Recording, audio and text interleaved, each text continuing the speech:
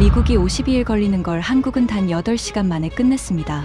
중동에서 긴급 방공 미사일 요청이 들어왔습니다. 미국 최대 방산업체 3곳이 총동원됐지만 돌아온 답은 최소 52일. 그런데 8시간 뒤 한국 수송기가 미사일 42기를 싣고 도착했습니다. 설치까지 끝냈습니다. 미국 의회가 발칵 뒤집혔습니다. 그리고 밝혀진 한국 시스템의 비밀에 세계가 경악했습니다. 지금부터 그 충격적인 전말을 공개합니다. 시작하기 전 구독과 좋아요, 그리고 대한민국 화이팅 댓글로 한국을 응원해주세요. 저는 그날 아침을 절대 잊지 못할 겁니다. 워싱턴 러셀 상원 빌딩 216호실. 미 상원 군사위원회 긴급 청문회장이었습니다. 좌석 배치가 끝나고 카메라 조명이 켜지기 시작했을 때 방청석 뒤편까지 빼곡히 들어찬 사람들의 웅성거림이 천장 높은 홀 안을 가득 채우고 있었습니다. 에어컨이 돌아가고 있었지만 사람들의 열기 때문인지 공기가 묘하게 무거웠어요. 그런데 그 자리에서 한마디가 터져나왔습니다. 한국 무기. 그건 월마트에서 파는 수준이야. 싸고 양만 많지. 방청석 한쪽에서 웃음이 새어나왔습니다. 누군가 기침으로 웃음을 감추는 소리도 들렸죠. 발언자는 텍사스 출신 랜달 피츠제럴드 상원의원이었습니다. 방산 분야에서 25년 넘게 영향력을 행사해온 인물이고 로키드 마틴과 레이시온 같은 미국 대형 군수업체들의 이해관계를 누구보다 충실히 대변하는 사람이었습니다. 피츠제럴드 의원은 그 말을 하면서 마이크를 톡톡 두드렸습니다. 마치 더 할 말이 있다는 듯이요. 그리고 실제로 더했습니다. 내가 30년간 이 위원회에 있으면서 본 건 명확해. 방위산업은 미국이 만들고 유럽이 따라가고 나머지는 사 쓰는 거야. 한국이 전차 몇 대 팔았다고 게임이 바뀌는 건 아니지. 속기사의 키보드 소리만 빠르게 울렸습니다. 저는 그 자리에 앉아 있었습니다. 마이크 앞이 아니라 방 오른쪽 구석, 전문위원석이었죠. 제 이름은 마이클 브레넌입니다. 미 상원 군사위원회 군수조달 전문위원. 이 자리에서 25년을 일했습니다. 전문위원이라는 직함이 대단해 보일 수도 있지만 쉽게 말하면 의원들이 방산 관련 결정을 내릴 때 필요한 데이터를 준비하는 사람입니다. 숫자를 모으고 보고서를 쓰고 질문지를 만들고 때로는 의원들이 미처 보지 못한 것들을 귀띔해주는 역할이죠.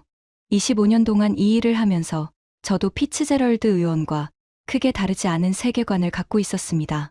방위산업의 피라미드 꼭대기에는 미국이 있고 그 아래에 영국과 프랑스가 있고 독일과 이스라엘이 특정 분야에서 경쟁하며 나머지 국가들은 그 체계 안에서 무기를 구매하거나 라이선스 생산을 하는 구조. 그게 전부라고 생각했습니다. 한국이요? 솔직히 말씀드리면 저에게 한국이란 나라는 두 가지 이미지였습니다. 하나는 아버지가 들려주신 한국전쟁 이야기 속에 폐허가 된 마을. 또 하나는 삼성 스마트폰을 만드는 나라. 방산과 한국을 연결해 본 적은 거의 없었습니다. 물론 한국이 최근 폴란드에 전차와 자주포를 대량 수출했다는 뉴스는 접했습니다. 중동과 동남아에서 영역을 넓히고 있다는 보고서도 읽었고요. 하지만 저도 워싱턴의 대부분 사람들처럼 같은 결론을 내리고 있었습니다. 가격이 싸니까 팔리는 거다.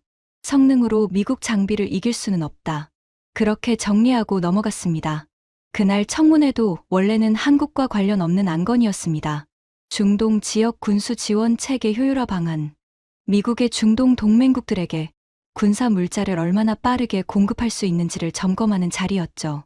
지루하지만 중요한 회의였고 저는 관련 데이터를 정리해서 의원들 앞에 두꺼운 자료집으로 배포해 둔 상태였습니다. 그런데 피츠제럴드 의원의 월마트 무기 발언은 그냥 나온 게 아니었습니다. 청문회 시작 20분 전 피츠제럴드 의원이 복도에서 기자 3명에게 둘러싸여 있는 걸 봤습니다. 그때 이미 발언에 윤곽이 보였어요. 의원은 기자들에게 이렇게 말하고 있었습니다. 최근 한국 방산 수출 실적이 부풀려지고 있어. 마치 한국이 미국 방산을 위협하는 것처럼 포장하는 기사들이 있는데 실상은 달라. 폴란드 계약. 저가 물량 공세지. 미국 장비를 살 예산이 없는 나라들이 한국한테 가는 거야. 그게 전부야. 기자 중 한 명이 물었습니다. 하지만 최근 나토 일부 국가에서도 한국 장비 도입을 검토하고 있다는 보도가 있는데요. 피츠제럴드 의원은 코웃음을 쳤습니다. 코끝이 실룩거리는 게 보일 정도였어요. 나토가 한국 무기를 산다고. 그건 마치 페라리 딜러십 옆에 중고차 매장이 문을 연 격이야. 구경은 할 수 있겠지. 사는 건 다른 문제고. 기자들이 받아 적는 소리가 들렸습니다. 저는 그 대화를 복도 반대편에서 커피를 들고 서서 듣고 있었습니다. 불쾌했느냐고요? 솔직히 그때는 아니었습니다. 표현이 거칠다고는 생각했지만 내용 자체에는 크게 이의를 제기할 생각이 없었으니까요. 그게 워싱턴의 공기였습니다. 이 도시에서 방산을 이야기할 때 한국은 화제의 중심이 되는 나라가 아니었습니다.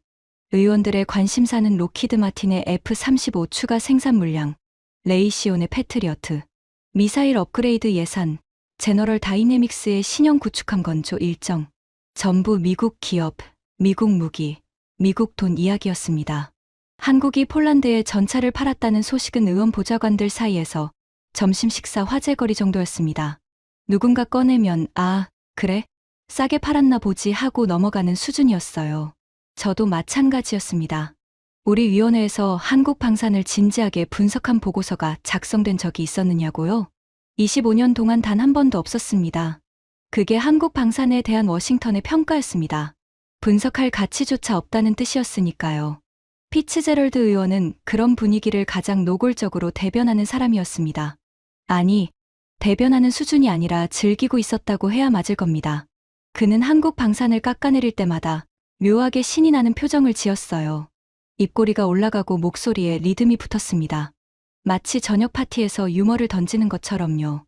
나중에 알게 된 사실인데 피츠제럴드 의원의 최대 정치 후원금 출처가 미국 3대 방산기업이었습니다.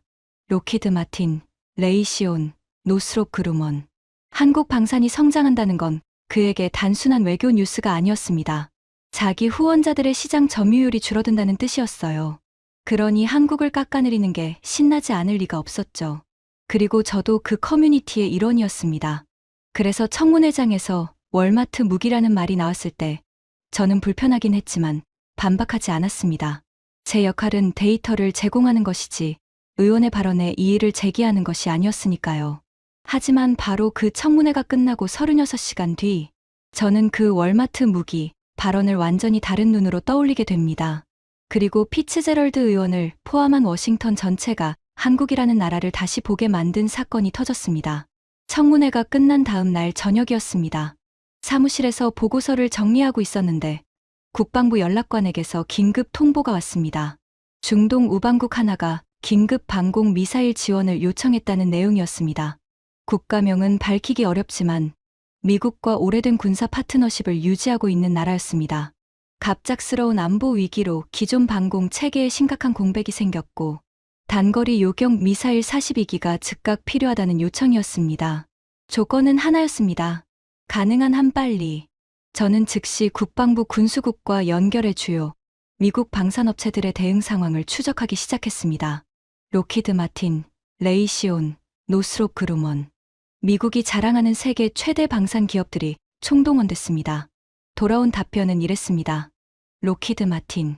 재고 확인에 48시간, 수출 허가 절차 최소 3주, 운송 준비 10일. 가장 낙관적인 시나리오에서 52일. 레이시온. 현재 생산 라인이 다른 계약에 묶여 있음. 신규 물량 확보까지 최소 60일.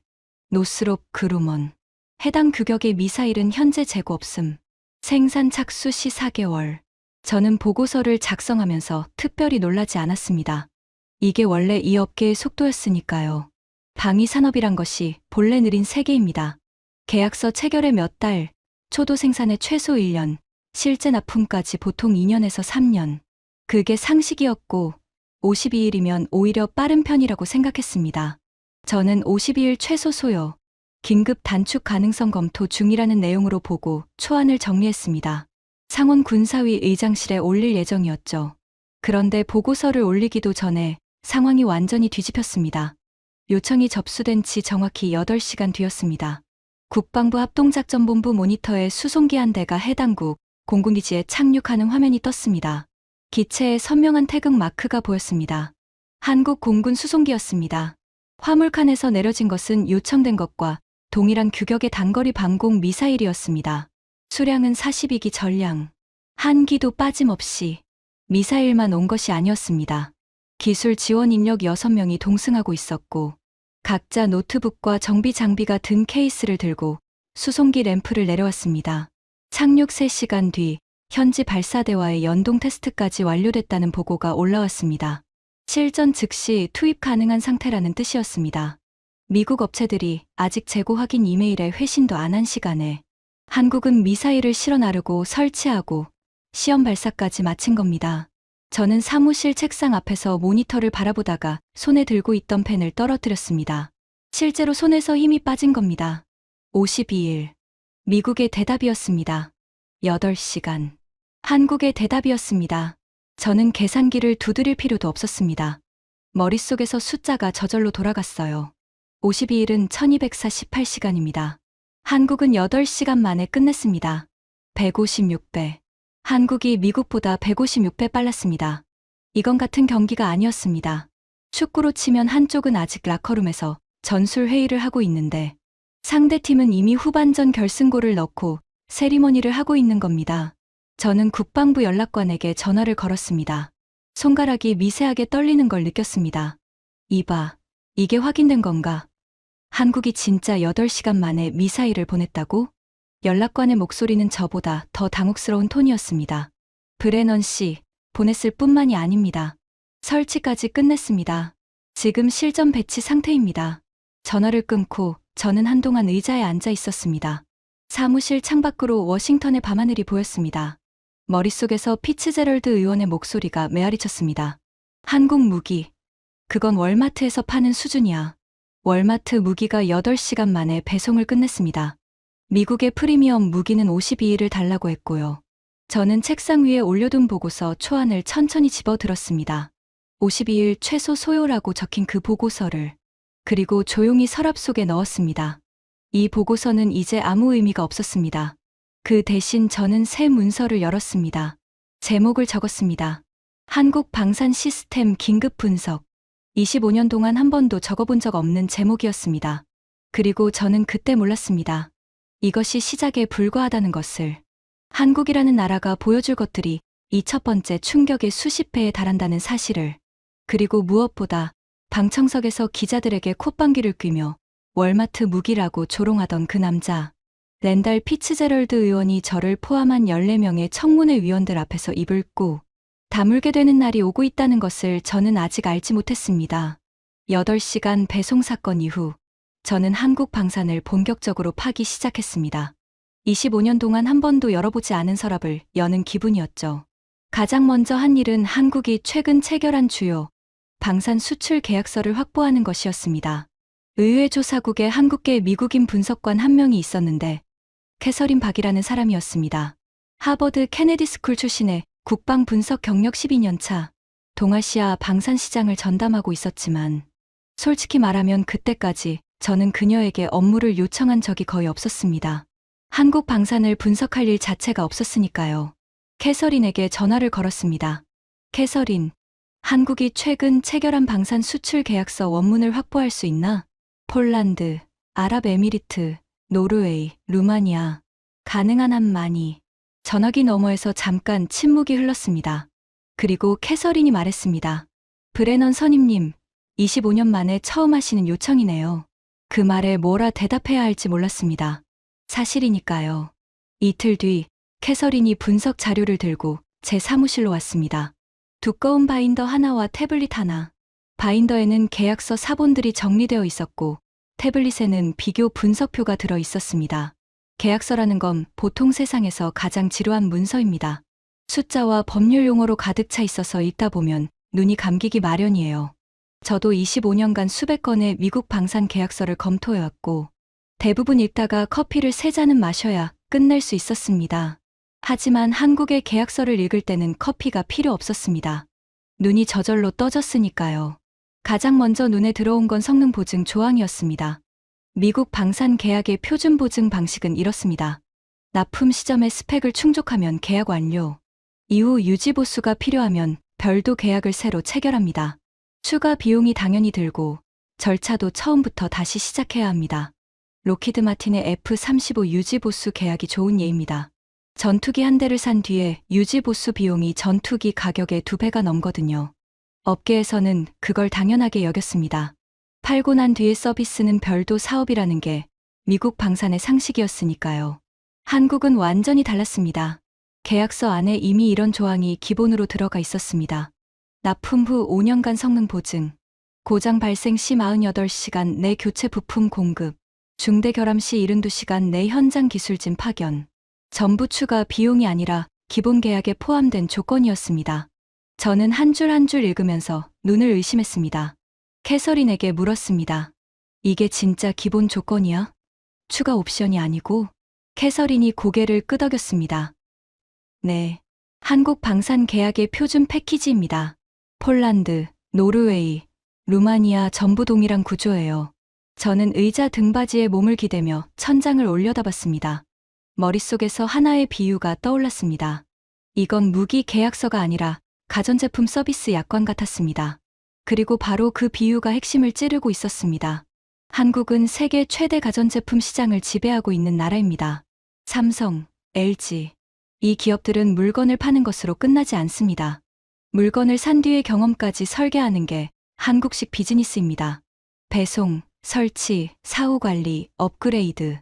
그 전체가 하나의 패키지죠. 한국은 그 철학을 그대로 무기에 적용한 겁니다. 캐서린이 태블릿을 넘기며 한마디를 덧붙였습니다. 선임님, 재구매율 데이터를 보세요. 한국 장비를 한번 도입한 국가가 후속 장비도 한국에서 조달하는 비율이 87%입니다. 미국은 62%, 프랑스는 54%예요. 87%. 그 숫자가 머릿속에 깊이 박혔습니다. 한번 연결되면 놓지 않는 구조. 팔고 끝나는 거래가 아니라 팔고 나서부터 시작되는 관계. 미국 방산업체들은 제품을 팔았습니다. 한국은 관계를 팔고 있었던 겁니다. 구독 서비스. 그 단어가 계속 맴돌았습니다. 넷플릭스처럼 한번 가입하면 빠져나올 수 없는 시스템. 한국은 무기를 넷플릭스처럼 팔고 있었습니다. 하지만 저는 아직 절반도 보지 못한 상태였습니다. 계약서 위의 숫자들이 현실에서 어떻게 작동하는지를 직접 목격하게 된 건 그로부터 며칠 뒤였습니다. 그 사건은 중동의 한 분쟁 인접 지역에서 벌어졌습니다. 한국이 수출한 자주포 한 대에서 전자 장비 이상이 발생했다는 보고가 올라왔습니다.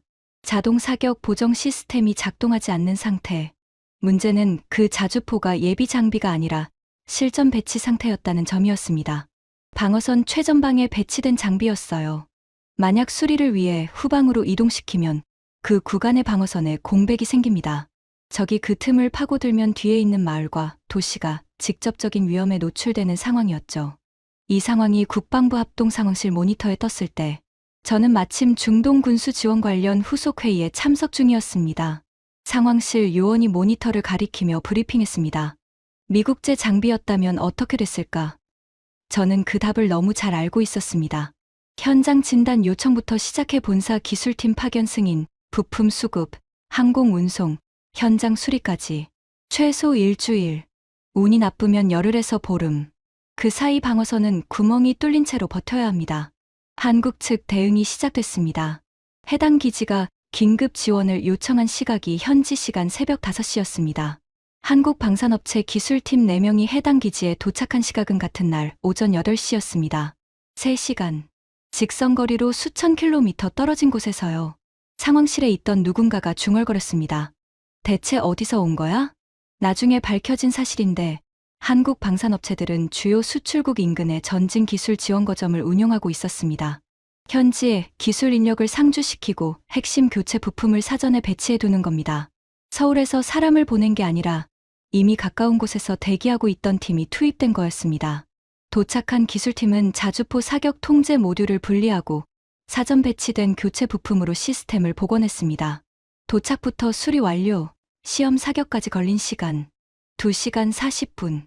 새벽 5시에 고장 신고가 접수됐고 오전 10시 40분에 그 자주포는 다시 실전 상태로 복귀했습니다. 해가 중천에 뜨기도 전에 끝난 겁니다. 여러분, 전쟁터에서 무기가 고장나면 그건 불편함의 문제가 아닙니다. 사람이 죽느냐 사느냐의 문제입니다. 방어선에 구멍이 뚫리면 그 뒤에 있는 가족들이 위험해집니다. 아이들이 뛰어노는 마을이 포격 사정거리 안에 들어온다는 뜻이에요. 미국 장비였다면 일주일 동안 그 구멍이 열려 있었을 겁니다. 한국은 해가 뜨기 전에 막아버렸습니다. 이 보고를 받은 뒤 복도에서 국방부 군수국 부국장 닉하워드를 만났습니다. 닉은 군수 물류 분야에서 30년 경력의 베테랑인데 그의 표정이 심상치 않았습니다. 커피를 들고 있었는데 한 모금도 안 마신 채 식어 있었어요. 마이클, 나도 방금 봤어. 3시간이라니. 저는 고개를 끄덕였습니다. 닉, 우리가 같은 상황이었으면 얼마나 걸렸을까? 닉은 한참을 아무 말 없이 서 있다가 대답했습니다. 일주일은 잡아야지.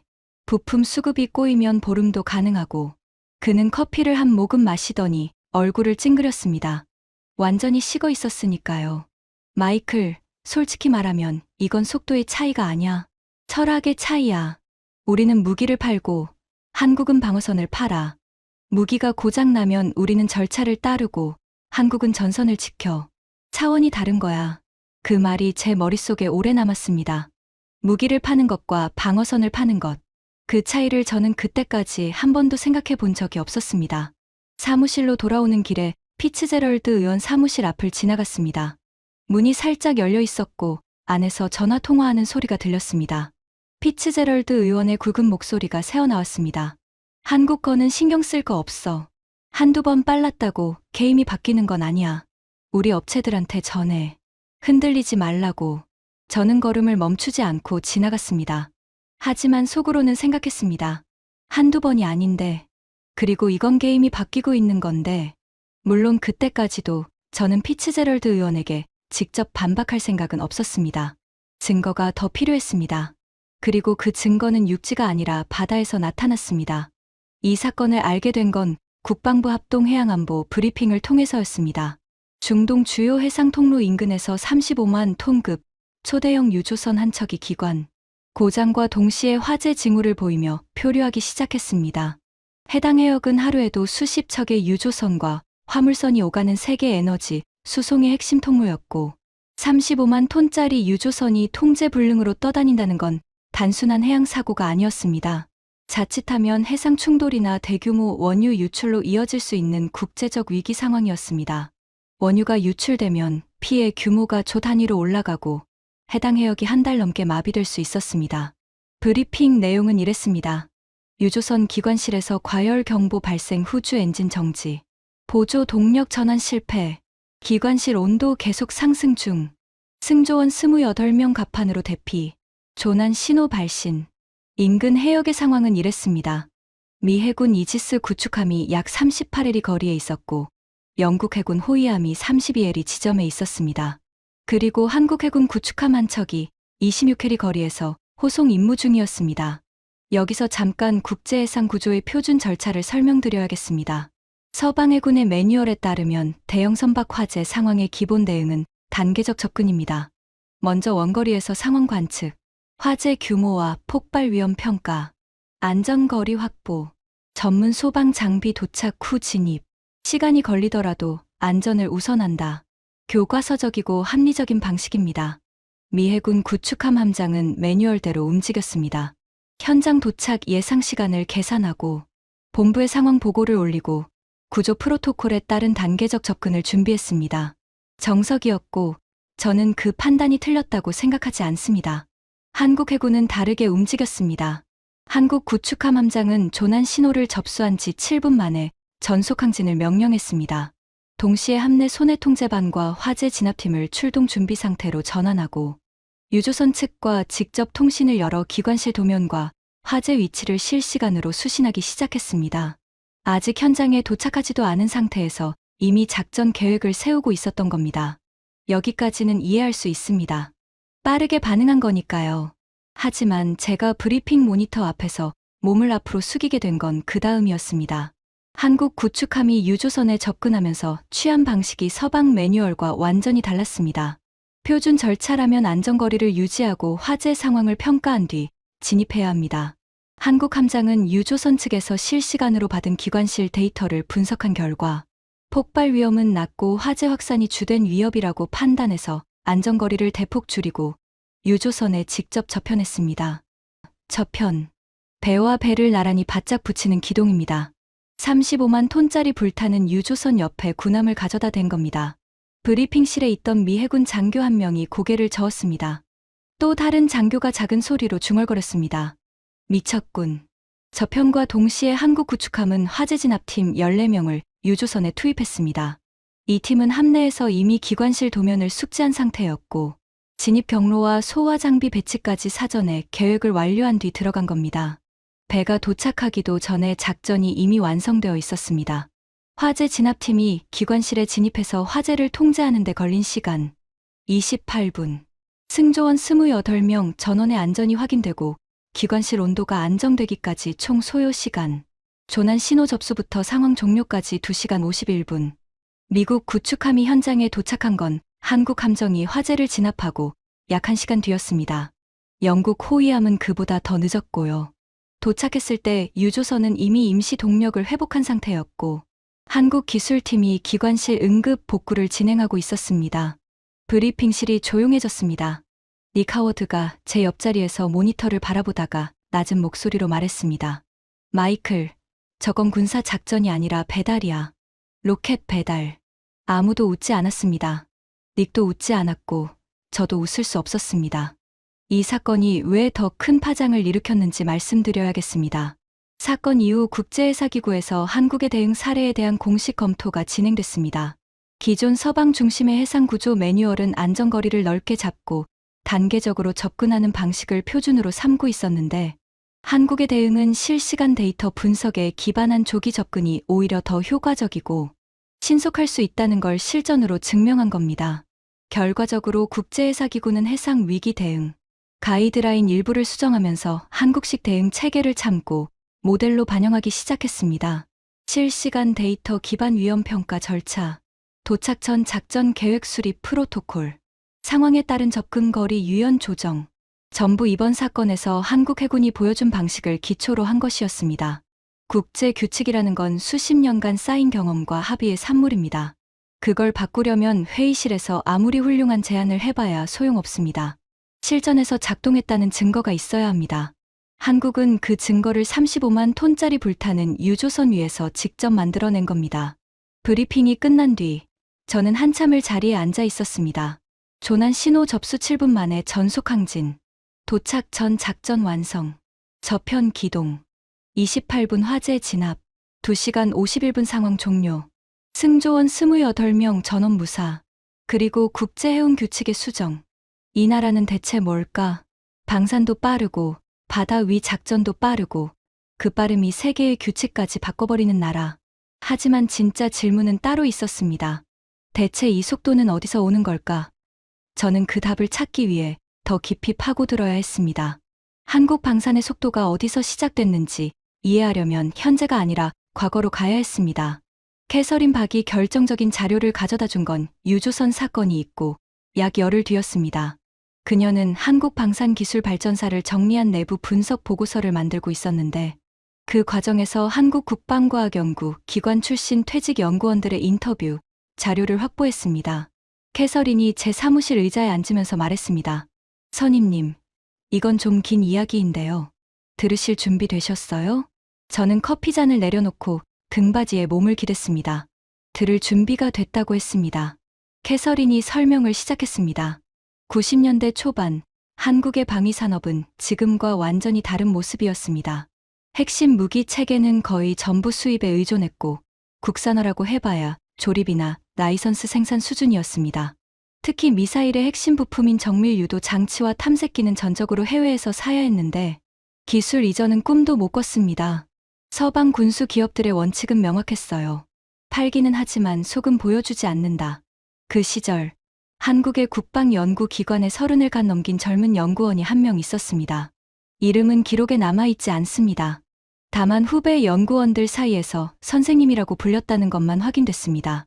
그 연구원이 유럽의 대형 방산 전시회에 한국 대표단의 막내 자격으로 참석했습니다. 예산이 빠듯해서 전시장에서 버스로 40분 거리의 허름한 호텔에 묵었고 식비가 부족해 매일 아침 빵 하나로 끼니를 때웠다고 합니다. 전시장에는 독일, 프랑스, 영국, 미국의 거대 방산 기업들이 최신 무기 체계를 과시하고 있었습니다. 미사일 시스템, 전투기 모형, 고성능 레이더. 전부 한국이 갖고 있지 못한 것들이었죠. 그 연구원이 나중에 이렇게 회상했다고 합니다. 남의 집 잔치에 구경 온 기분이었어. 우리는 저걸 살 돈도 없고 만들 능력도 없고 가르쳐 달라고 해도 절대 가르쳐주지 않을 걸 알면서 거기 서 있었거든.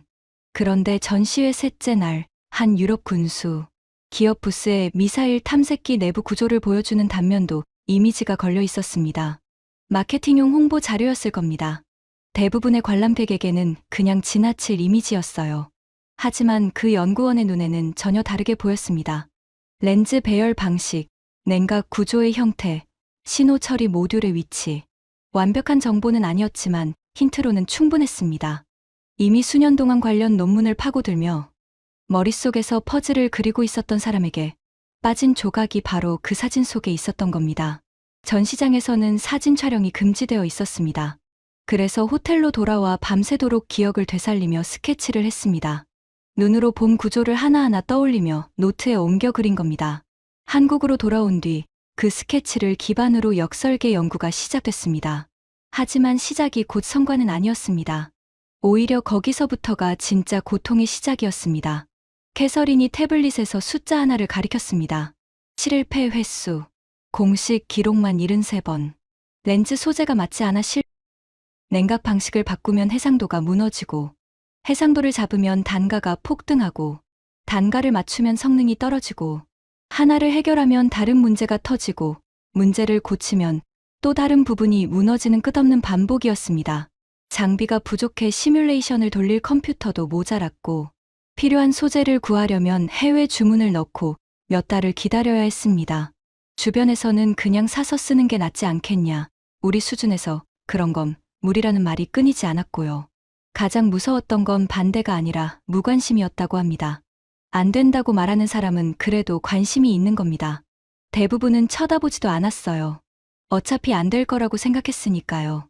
32살에 시작한 연구가 결과를 낸 건 38살이었습니다. 6년.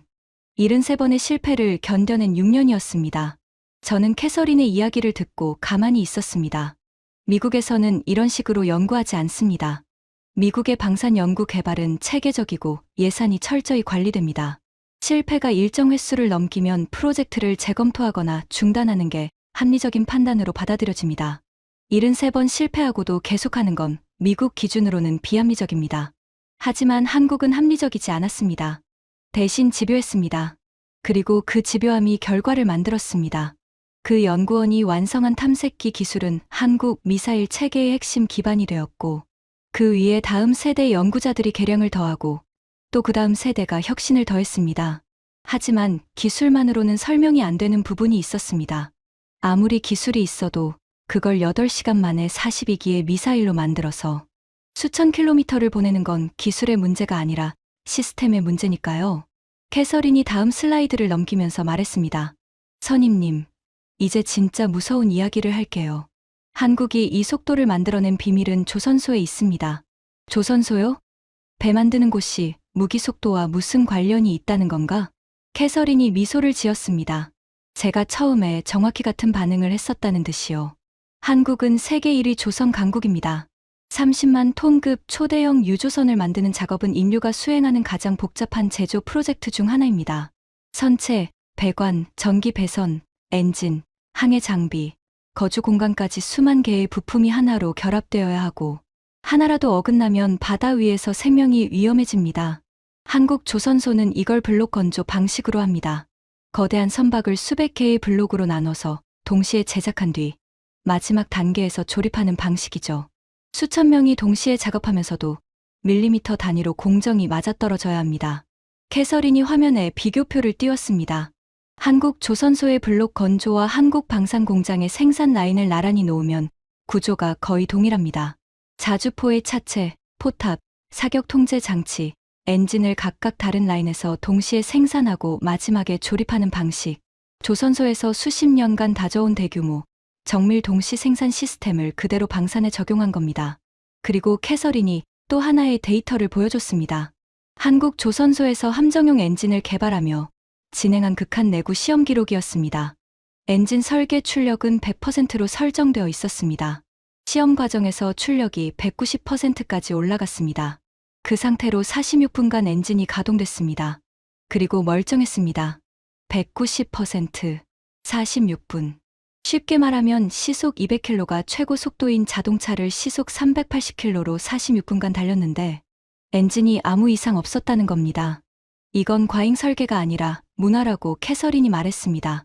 미국 방산의 설계 철학은 요구 사양에 정확히 맞추는 겁니다. 필요한 만큼 정확하게 낭비 없이. 한국은 다릅니다.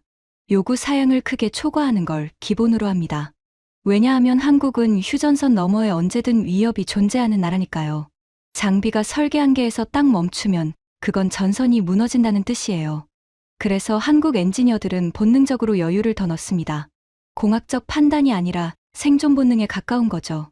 190%에서 46분. 그 숫자 뒤에는 전쟁의 기억이 있었습니다. 하지만 제가 그날 캐서린에게서 들은 이야기 중 가장 충격적인 건 따로 있었습니다. 긴급 군수 주문이 들어오면 한국에서는 방산 기업 하나만 움직이는 게 아니라 산업 전체가 움직인다는 사실이었습니다. 자동차 부품 공장에서 장갑차 부품을 생산하고 조선소에서 함정 블록을 만들고 반도체 공장에서 유도 장치용 칩을 우선 생산하고 통신 장비 기업이 군용 통신 모듈을 공급합니다.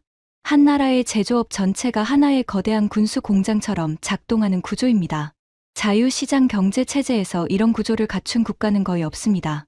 한국이 가능했던 이유는 자동차, 조선, 전자, 방산 산업이 하나의 거대한 생태계 안에서 연결되어 있기 때문입니다. 저는 캐서린의 브리핑을 듣고 의자에 깊이 앉았습니다. 퍼즐이 맞춰지고 있었습니다.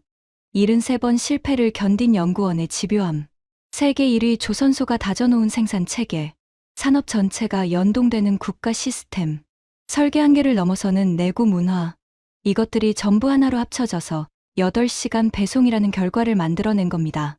하지만 캐서린은 아직 끝내지 않았습니다. 선임님, 아직 가장 중요한 이야기를 안 했어요. 캐서린이 태블릿을 넘기며 새로운 화면을 띄웠습니다. 제목은 현대 군사 시스템 성능 결정 요인 비중 분석이었습니다. 가로축에는 무기 체계의 세대별 변화가 있었고, 세로축에는 전투 성능을 좌우하는 핵심 요소의 비중이 나타나 있었습니다. 80년대까지는 기계적 성능이 절대적이었습니다. 장갑 두께, 엔진 출력, 포의 구경. 이런 물리적 요소들이 전체 성능의 73%를 결정했습니다. 하지만 2000년대 이후 그래프가 완전히 뒤집혔습니다. 기계적 성능의 비중은 급격히 줄어들고 대신 하나의 요소가 가파르게 올라가고 있었습니다. 데이터 처리 능력이었습니다. 최신 무기 시스템에서 전투 성능의 64% 이상이 데이터를 얼마나 빠르게 수집하고 분석하고 전달하느냐에 달려있다는 분석이었습니다. 미사일이 목표를 추적하는 것도 데이터 처리입니다. 전투기가 적기를 먼저 발견하는 것도 데이터 처리입니다. 전차의 능동방어 시스템이 날아오는 포탄을 요격하는 것도 결국 데이터 처리입니다. 현대 전장에서 총알보다 먼저 날아다니는 건 데이터라는 뜻이었습니다. 그리고 그 데이터를 처리하는 핵심 하드웨어가 뭡니까? 반도체입니다. 캐서린이 다음 슬라이드를 넘겼을 때 저는 무의식적으로 등을 곧게 세웠습니다. 주요국 군사용 반도체 공급망 의존도. 미국, 유럽, 일본, 중국. 거의 모든 국가의 군사 시스템이 동일한 공급원에서 나오는 메모리 반도체를 사용하고 있었습니다. 삼성과 SK하이닉스. 이 두 기업이 전 세계 메모리 반도체 시장의 58% 이상을 차지하고 있습니다. 저도 그 사실은 알고 있었습니다. 하지만 저는 그걸 스마트폰이나 서버 같은 민간 산업의 이야기로만 생각해왔습니다. 그런데 그 반도체가 미사일에도 들어가고 전투기에도 들어가고 이지스 전투 시스템에도 들어간다는 사실을 이렇게 명확한 데이터로 보니 전체 그림이 보이기 시작했습니다. 캐서린이 정리했습니다. 한국은 자국 무기 시스템에 들어가는 핵심 메모리 반도체를 자체적으로 설계하고 생산할 수 있는 극소수 국가 중 하나입니다. 이건 단순히 부품을 국산화했다는 뜻이 아닙니다. 무기의 두뇌를 스스로 만들 수 있다는 의미예요. 무기의 두뇌. 그 표현이 머릿속에 깊이 박혔습니다. 생각해보면 그동안 제가 놀랐던 모든 사건들. 8시간 만에 미사일을 보낸 일. 3시간 만에 자주포를 복구한 일. 7분 만에 출동을 결정해 유조선을 구한 일. 모든 속도의 뒤에는 데이터를 빠르게 처리하는 시스템이 있었습니다. 미사일이 빠른 게 아니라 미사일 안에 들어있는 반도체가 빠른 것이었습니다. 작전이 빠른 게 아니라 상황 분석 시스템의 데이터 처리가 빠른 것이었습니다. 현대 군사 경쟁의 본질은 이미 바뀌어 있었습니다. 철강 생산량이 군사력을 결정하던 시대는 끝났습니다. 석유 매장량이 전쟁의 승패를 좌우하던 시대도 지나가고 있습니다. 지금은 반도체입니다. 그리고 한국은 그 반도체를 세계에서 가장 많이 만드는 나라 중 하나였습니다. 한국을 설명할 때 항상 따라붙는 말이 있습니다. 자원이 없는 나라, 석유도 없고 천연가스도 없고 광물 자원도 부족한 나라. 하지만 그 나라가 선택한 전략은 자원을 사오는 것이 아니라 남들이 반드시 사야 하는 것을 만드는 것이었습니다. 반도체가 없으면 미사일은 날아가지 못하고 전투기는 적을 찾지 못하며 방공 시스템은 작동하지 않습니다. 반도체는 21세기의 석유입니다. 그리고 그 석유를 가장 많이 생산하는 나라가 바로 한국이었습니다. 저는 사무실 창밖을 바라봤습니다. 워싱턴의 하늘에 석양이 지고 있었습니다. 기술, 생산 시스템, 반도체, 퍼즐 조각들이 하나씩 맞춰지고 있었습니다. 하지만 여전히 어딘가 빠져있는 느낌이 있었습니다. 독일에도 기술이 있고, 일본에도 제조업이 있으며, 미국에도 반도체가 있습니다. 그런데 왜 한국만 이런 속도를 만들어내는 걸까? 기술이나 시스템보다 더 근본적인 무언가가 있을 거라는 직감을 떨쳐낼 수 없었습니다. 그리고 그 답을 찾게 된 건 제가 전혀 예상하지 못한 곳에서였습니다. 캐서린의 브리핑이 끝난 뒤 저는 약 2주 동안 보고서를 작성했습니다. 제목은 한국 방산 시스템 분석 및 미국 군수 전략 시사점. 25년 경력 동안 가장 공을 들인 보고서였습니다. 보고서는 상원 군사위원회 긴급 청문회 안건으로 상정됐습니다. 중동 군수 지원 효율화 후속 안건의 일부로요. 청문회 일정이 잡히고 의원 14명에게 사전 자료가 배포됐습니다. 물론 피츠제럴드 의원에게도요. 청문회 전날 밤 피츠제럴드 의원 보좌관에게서 전화가 왔습니다. 브레넌 전문위원, 의원님께서 내일 보고서 관련해서 질문을 좀 준비하고 계십니다. 한국 방산 데이터의 신뢰성에 대한 부분이요. 예상한 일이었습니다. 피츠제럴드 의원은 한국 방산의 성장을 인정할 생각이 없었습니다. 그의 최대 후원자인 미국 방산업체들의 시장 점유율이 걸린 문제였으니까요. 한국이 잘한다는 보고서가 의회 공식 기록에 남는 건 그에게 최악의 시나리오였을 겁니다. 청문회 당일 아침, 러셀 빌딩 216호실. 지난번 청문회와 같은 방이었습니다. 하지만 분위기는 완전히 달랐습니다. 지난번에는 한가한 안건에 방청석이 반쯤 비어 있었는데 이번에는 자리가 모자랐습니다. 8시간 미사일 배송 사건과 유조선 구조 사건이 이미 방산업계에 퍼져 있었거든요. 방위 전문 기자들이 카메라를 세팅하고 있었고 국방부 관계자들도 방청석 뒤편에 서 있었습니다. 저는 전문위원석에 앉아 마이크 높이를 조절하고 보고서를 한 번 더 넘겼습니다. 손끝이 미세하게 떨리는 걸 느꼈습니다. 25년 만에 처음 느끼는 긴장이었습니다. 위원장이 개회를 선언하고 저에게 발언을 넘겼습니다. 저는 준비한 데이터를 하나씩 제시했습니다. 8시간과 52일의 차이. 한국식 구독 서비스 계약 모델과 87%의 재구매율. 3시간 현장 복구 시스템. 유조선 사건과 국제해운 규칙 변경. 73번의 실패를 견딘 연구 개발의 역사. 조선소에서 시작된 생산 체계. 190%에서 46분을 버틴 내구 문화. 그리고 반도체.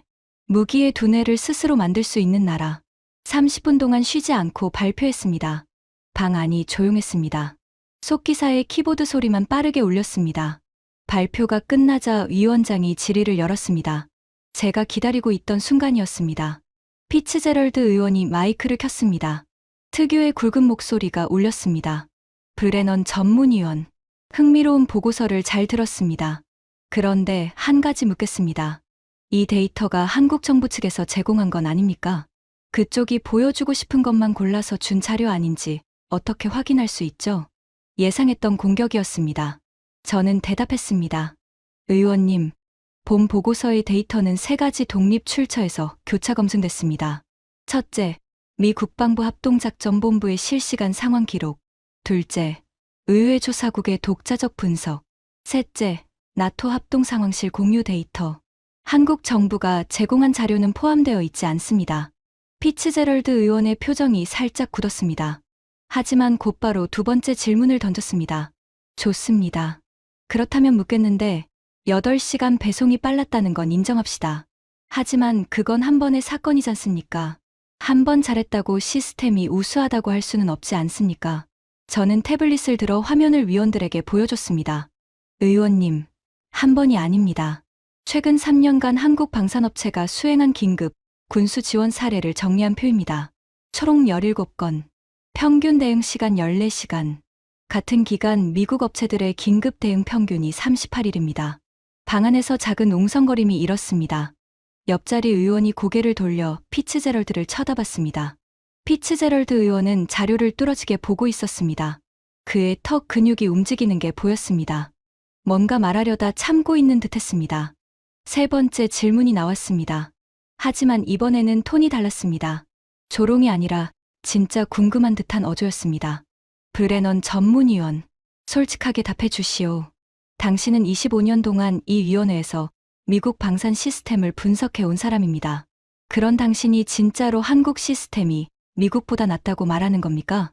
청문회장이 완전히 조용해졌습니다. 카메라 셔터 소리마저 멈췄습니다. 저는 잠깐 마이크 앞에서 호흡을 가다듬었습니다. 그리고 대답했습니다. 의원님, 미국보다 낫다는 표현은 정확하지 않습니다. 한국은 미국과 다른 게임을 하고 있습니다. 미국은 세계 최고 성능의 무기를 만드는 데 집중해왔고, 그건 여전히 미국이 가장 잘하는 일입니다. 하지만 한국은 무기를 만드는 것이 아니라 전쟁 대응 시스템을 만들었습니다. 요청부터 생산, 수송, 설치, 사후 관리까지 전체가 하나로 연결된 시스템.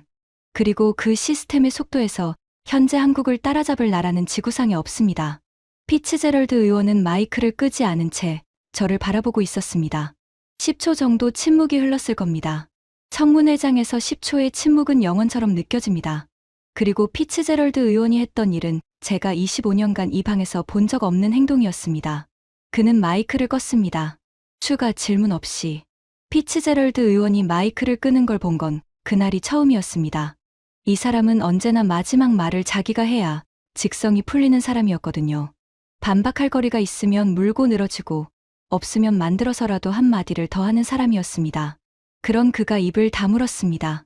월마트 무기라고 비웃던 그 입을. 방청석 뒤편에서 누군가가 작게 숨을 내쉬는 소리가 들렸습니다. 속기사의 키보드가 멈춰 있었습니다. 적을 말이 없으니까요. 청문회는 이후 40분 더 진행됐고 다른 의원들의 질의가 이어졌습니다. 하지만 피츠제럴드 의원은 더 이상 마이크를 켜지 않았습니다. 팔짱을 낀 채 서류를 응시하고 있었는데 읽고 있는 건지 아닌지는 알 수 없었습니다. 청문회가 끝나고 복도로 나왔을 때 캐서린 박이 방청석에서 기다리고 있었습니다. 그녀는 아무 말 없이 저를 보며 고개를 끄덕였습니다. 그것으로 충분했습니다. 하지만 제가 그날 청문회에서 말하지 않은 것이 하나 있었습니다. 보고서에도 넣지 않은 이야기, 데이터로 증명할 수 없는 이야기. 하지만 한국의 속도를 진짜로 이해하게 만든 이야기가 있었습니다. 캐서린이 브리핑 말미에 하나의 사례를 더 보여줬었습니다. 방산 기술이나 조선소나 반도체 이야기가 아니었습니다. 97년 말, 한국은 외환 위기를 맞았습니다. 국가 부도 직전의 상황이었죠. 국제통화기금에 구제 금융을 요청했고 조건은 가혹했습니다. 대량 실업, 기업 줄도산, 환율 폭등. 그런데 98년 초에 전례 없는 일이 벌어졌습니다. 정부가 시킨 것도 아니고 특정 단체가 조직한 것도 아닌데 전국의 시민들이 자발적으로 집에 있는 금을 들고 나와 나라에 내놓기 시작한 겁니다. 참여 인원 약 350만 명, 수집된 금 약 227톤, 기간 약 2달. 캐서린이 사진 한 장을 보여줬습니다. 한 할머니가 은행 창구에 금반지 2개를 올려놓고 있는 사진이었습니다. 하나는 결혼반지, 하나는 돌아가신 어머니에게 물려받은 것이었다고 합니다. 기자가 물었답니다. 그렇게 소중한 걸 왜 내놓느냐고. 할머니가 대답했습니다. 나라가 없으면 반지가 무슨 소용이냐고. 저는 그 사진을 보는 순간 숨이 막혔습니다. 여러분, 상상해 보십시오. 미국이 경제 위기에 빠졌다고 칩시다. 연방 정부가 파산 위기에 처했다고 해봅시다.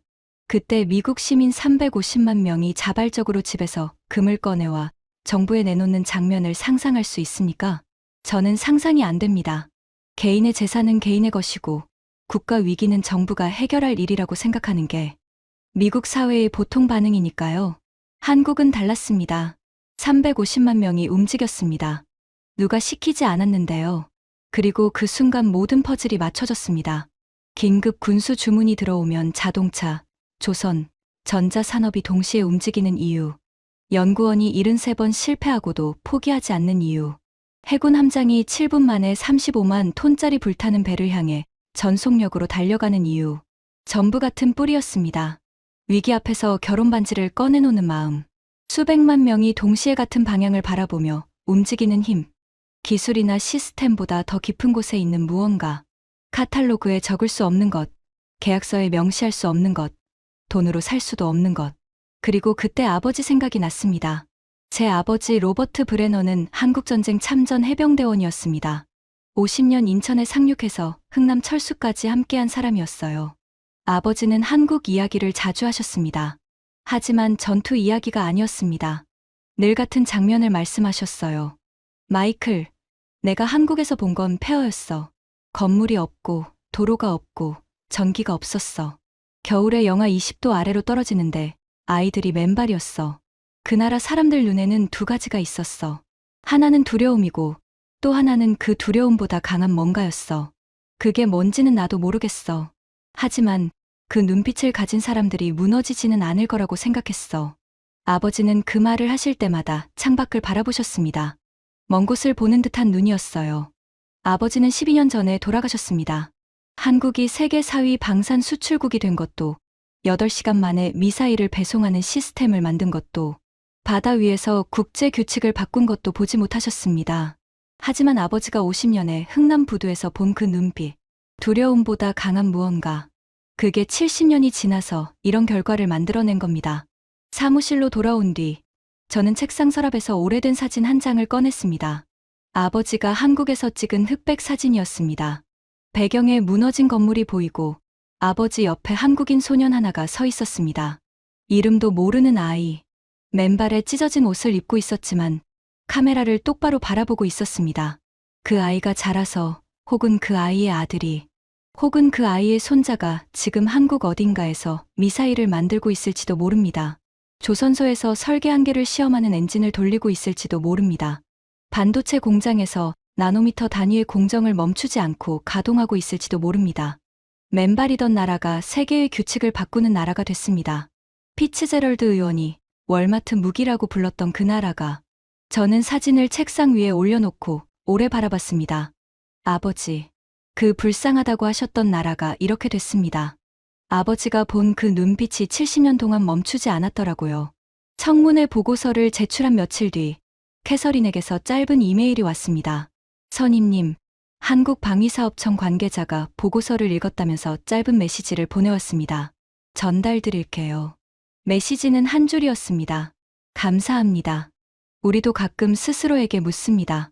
우리가 왜 이렇게 빠른지. 답은 늘 같습니다. 멈추면 안 되니까요. 멈추면 안 되니까. 저는 그 한 줄을 오래 바라봤습니다. 거기에는 한국이라는 나라의 모든 것이 담겨 있었습니다. 맨발로 서 있던 아이의 눈빛, 사진 한 장에서 시작된 연구, 73번의 실패, 350만 명의 금반지, 190%에서 46분을 버틴 엔진, 7분 만에 전속항진을 명령한 함장, 8시간 만에 미사일을 보낸 나라. 전부 같은 한 문장에서 나온 겁니다.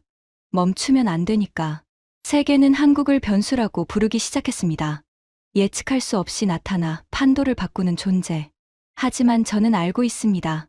한국은 변수가 아닙니다. 70년 동안 단 한 번도 멈추지 않고 달려온, 이미 준비되어 있던 나라입니다.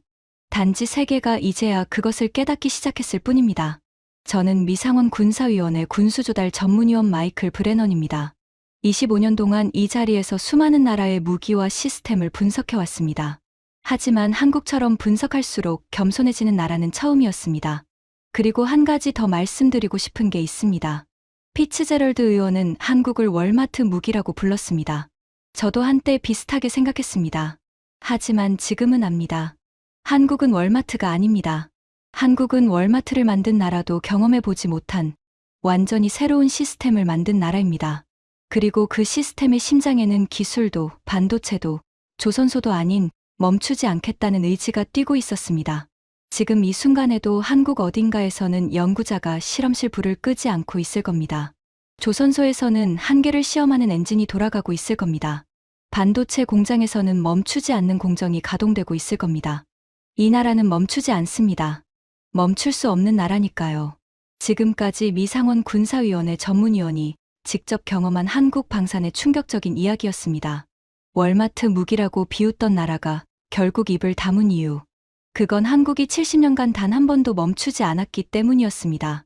대한민국의 저력을 더 많은 분들이 알 수 있도록 이 이야기를 널리 공유해 주세요. 구독과 좋아요도 부탁드립니다. 지금까지 터칭 스토리였습니다. 감사합니다.